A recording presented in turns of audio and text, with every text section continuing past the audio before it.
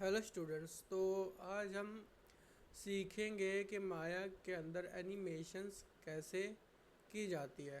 तो सबसे पहले ये क्यूब है, तो इस क्यूब के ऊपर क्यूब को अगर मुझे यहाँ से इधर तक लेके जाना है तो कैसे लेके जाऊँ।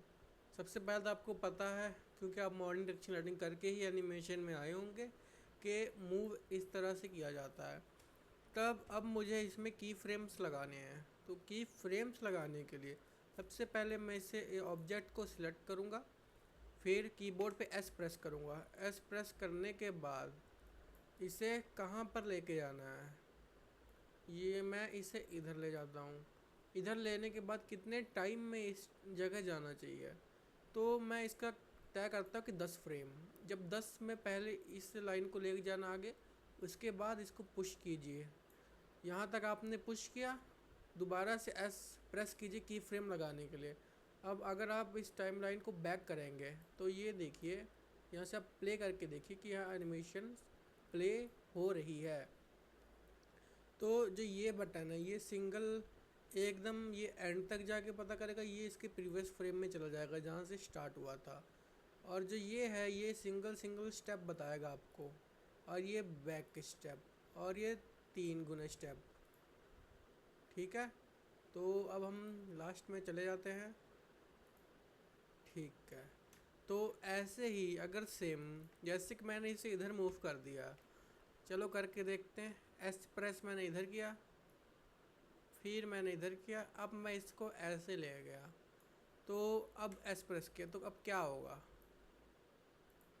ये देखिए डायरेक्ट इस साइड चला गया। अब इसका रूट बदल गया है। ठीक है, तो एक तो ये तरीका यहाँ की फ्रेम लगा के इसको मूव करने का। एक तरीका है चैनल बॉक्स में जाइए आप, तो जैसे कि जी एक्सिस है, यहाँ पर की सिलेक्टेड कीजिए, उसके बाद जी एक्सिस में जाके इसको रोटेट कराना है, जैसे कि 90 डिग्री रोटेट। तो उसके बाद एस प्रेस कीजिए। एस प्रेस करने का ये देखिए ऐसे रोटेट हो रहा है, तो ये रोटेट होने लग गया।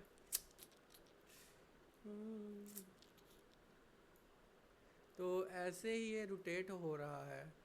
ठीक है, अब ये रोटेट हुआ। अब मुझे इसको इस साइड एनिमेट कराना है। तो एक तो तरीका ये है कि जैसे कि मैंने यहाँ से घुमाया, तो इसको 2 फ्रेम आए करके फिर मैंने एस प्रेस किया। एस प्रेस करने के बाद या तो मैं इससे ले जाऊँ, नहीं तो जो कि ट्रांसलेट जी है इसकी वैल्यू दूँ कुछ। तो यहाँ से मुश्किल है जजमेंट करना, तो मैं इसको इधर से ही आगे वैल्यू ले जाता हूँ। सबसे पहले मुझे इसको आगे लेके जाना टाइम को। तब मैंने एस प्रेस किया, तो अब ये देखिए कैसी एनिमेशन हुई। तो ये जो है ये राउंड घूमा, फिर उस तरफ गया। पर आप ये देख रहे होंगे कि जो एनिमेशन हो रही है यहाँ से यहाँ जाके पहले कांस्टेंट नहीं है, इसकी स्पीड नहीं कांस्टेंट है। तो ये क्यों हो रहा है, तो इसके जानने के लिए हमारे पास एक माया में ग्राफ है, जो कि विंडोज़ में जाके, ठीक है, एनिमेशन एडिटर्स में जाके ग्राफ एडिटर में आता है। तो मैं इसको यहाँ पर अटैच कर दूँगा। तो ये अटैच हो गया। चलो पहले हम ग्राफ एडिटर ही समझ लेते हैं इसको बाहर निकाल के। तो ये देखिए ये हमारे पास ग्राफ एडिटर है। तो सबसे पहले हमने किस किस चीज़ की एनिमेशन की है, चलिए वो देखते हैं। तो पहली हमने की है रोटेट जी की। तो रोटेट जेड, तो ये भी कांस्टेंट स्पीड में नहीं है। ये देखो जो ये चीज़ है ये नीचे है, ये 0 पॉइंट है, तो इधर से स्टार्ट होते होते ये स्पीड इसकी बढ़ रही है। तो यहाँ बिल्कुल स्लो नीचे था, तब इसकी स्पीड बढ़ी। स्पीड बढ़ने के बाद यहाँ इसकी मैक्सिमम स्पीड हो गई। तो अगर मुझे इसको एक ही स्पीड में रखना है तो मैं क्या करूँ, सबसे पहले इसको माउस से सिलेक्ट कीजिए। सिलेक्ट करने के बाद यहाँ पर एक टूल है लीनियर टेंजेंट, जो इस टेंजेंट को लीनियर बना देगा। तो अब आप देखोगे ये बिल्कुल सेम स्पीड में ही काम कर रहा है। तो मैं यहाँ से आपको एक बार प्ले करके दिखा देता हूँ। तो ये देखिए ये अब बिल्कुल सेम स्पीड में थी, इसीलिए इसके एनिमेशन का पता लगा।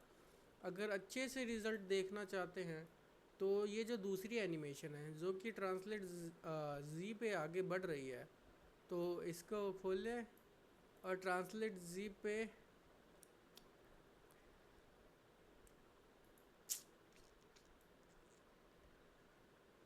ट्रांसलेट जेड पे ये लीनियर ही है पहले से ही। चलो हाँ, यहाँ हमने कोई मूव तो किया नहीं, तो ये पहले से ही सही स्पीड में है। अगर आपको अच्छी से एनिमेशन देखनी हो तो 2 minute, I think something went wrong, no no sorry. तो यहाँ पर जाके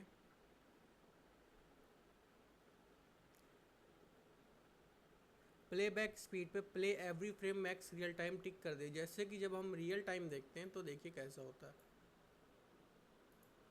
रियल टाइम में ऐसा है, तो आप इसमें रखिए, इसमें आपको एनिमेशन बिल्कुल सही दिखाई देगी। तो ठीक है, इतना हमने एनिमेशन को समझा। तो अब मैं क्या कर रहा हूँ, इसको डिलीट कर रहा हूँ। अब इसके सारे की फ्रेम्स भी डिलीट हो गए क्योंकि ऑब्जेक्ट ही नहीं बचा। एक सर्कल लेता हूँ, इसको आर से स्केल करता हूँ। स्केल करने के बाद इसका जो पिवट पॉइंट है डी से और वर्टेक्स सेलेक्ट करके यहाँ क्लिक करके वी पे करता हूँ। तो अब मैं इसको एनिमेट कैसे करूँगा, एस पे जाके अब 15 फ्रेम पे इसको मैंने यहाँ तक एनिमेट कर दिया। अब मुझे दिखाना कि ये जंप कर रहा है, पर ये जंप तो किया ही नहीं है क्योंकि ये बिल्कुल 1 से लेके 15 फ्रेम तक बिल्कुल स्ट्रेट जा रहा है। चलो इसको हम ना 20 तक ले जाते हैं, मैं ले गया इसको 20 तक, ठीक है 20 तक ले गया। तो अब मुझे ये दिखाना है कि ये ऐसे जंप करके आया। तो जंप कराने के लिए मुझे क्या करना है, तो मैं यहाँ 12 पे गया, इसको ऊपर उठाया और मैंने यहाँ पर की फ्रेम लगा दी। तो की फ्रेम लगाई तो अब देखते क्या रिज़ल्ट आया। तो ये देखो, ये एक टाइप का जंप हमको दिख रहा है। तो ये जंप हुई, ठीक है। अब मुझे और इस टाइप की जंप आगे बढ़ानी है। या तो मैं क्या करूँ, इसको दोबारा से इधर लेके जाऊँ फिर एनिमेट करूँ। तो इससे अच्छा मैं क्या करता हूँ, इन सबको सिलेक्ट करता हूँ और कॉपी कर लेता हूँ। कॉपी करने के बाद यहाँ पर मैं करता हूँ पेस्ट कनेक्ट। तो अब क्या होगा देखते हैं।